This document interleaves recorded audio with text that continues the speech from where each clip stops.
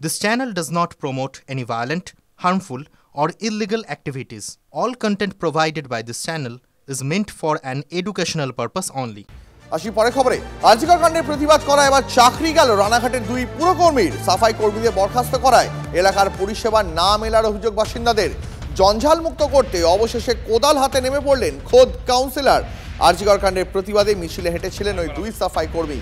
অভিযোগ তার পরের দিন কাজে যোগ দিতে গেলে তাদের বাধা দেওয়া হয় মাসকট স্পিন কন্ট্রোল ল্যাবের পরীক্ষায় এটি প্রমাণিত কেয়াসেট আলোপেক্স পেন্টা অ্যাক্টিভ নতুন চুল গজাতে সাহায্য করে চুল পড়া বন্ধ করে Keya Seth Alopex penta active 10 hair fall প্রবলেমের একমাত্র সলিউশন পুজোর মুখে কাজ হারিয়ে আর্থিক অনটনে দুই পুরকর্মী এদিকে সাফাই কর্মীদের বরখাস্ত করায় 7 নম্বর ওয়ার্ডের নিকাশি নালা সাফ না হওয়ার অভিযোগ বাসিন্দাদের তিলোত্তমার হয়ে বন্ধ যেদিন হয়েছিল সেই দিন আমি বন্ধের সমর্থনে আমি মিছিলের একটু গিয়েছিলাম যার ফলে আমার এবং কাজ শেষ করেই আমি গিয়েছিলাম এবং তারপরে পৌরসভা পরের দিন থেকে কোনো অভিযোগ ছাড়াই আমাকে বসিয়ে দিয়েছে এবং বসিয়ে দেওয়ার পর চেয়ারম্যান সাহেব বলল যে আমার চেয়ারম্যান সাহেবের সঙ্গে দেখা করেছি কিন্তু তিনি কিছু সদুত্তর দিতে পারছেন না তিনি বলছেন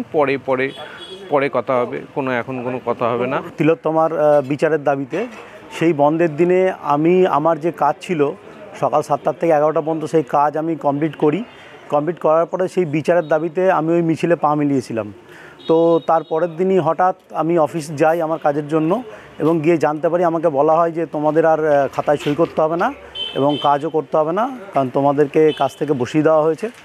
দীর্ঘ প্রায় 1 মাস হয়ে যেতে চললো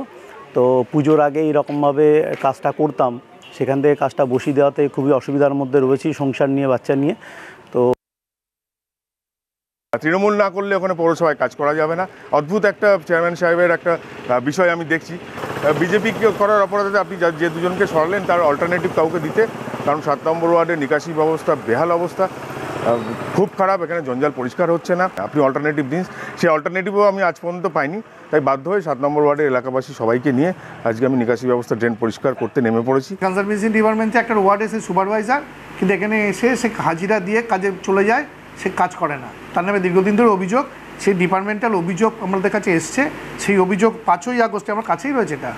5ই আগস্ট সেই অভিযোগটা আমার কাছে আসে অভিযোগ করে ব্যবস্থা নিয়ে ওরাই বসিয়ে দিয়েছে যে ফাঁকিবাজ স্টাফ সেই কারণে তাকে বসিয়ে দেওয়া হয়েছে এবার আন্দোলনে আমরাও ছিলাম প্রশ্নই নেই আমি তো প্রথম শুনছি এটা নতুন করে রাজনৈতিক রং চড়ানো হচ্ছে এই ব্যাপারে আমরা এখনো চুপ করে আছি আমরা রানাঘাট পৌরসভার কাছে বারবার নিবেদন করছি যদি এটা তাদের রিকনসিডারেশন না করা হয় তাহলে আগামী দিনে আমরা পৌরসভা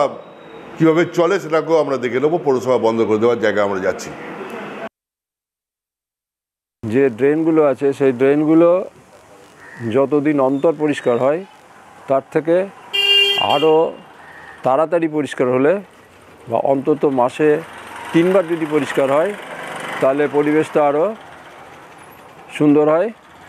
স্বাভাবিক হয় আর জীবাণুমুক্ত হয় এটা আমার 7 নম্বর ওয়ার্ডের ড্রেন নোংরা আবর্জনা বোঝা হয়ে রয়েছে এটা যাতে পরিষ্কার পরিচ্ছন্নতা থাকে আমি 7 নম্বর ওয়ার্ডের কাউন্সিলর কামাল চ্যাটার্জিকে বলেছি উনি বলেছেন যে হ্যাঁ চেষ্টা করছি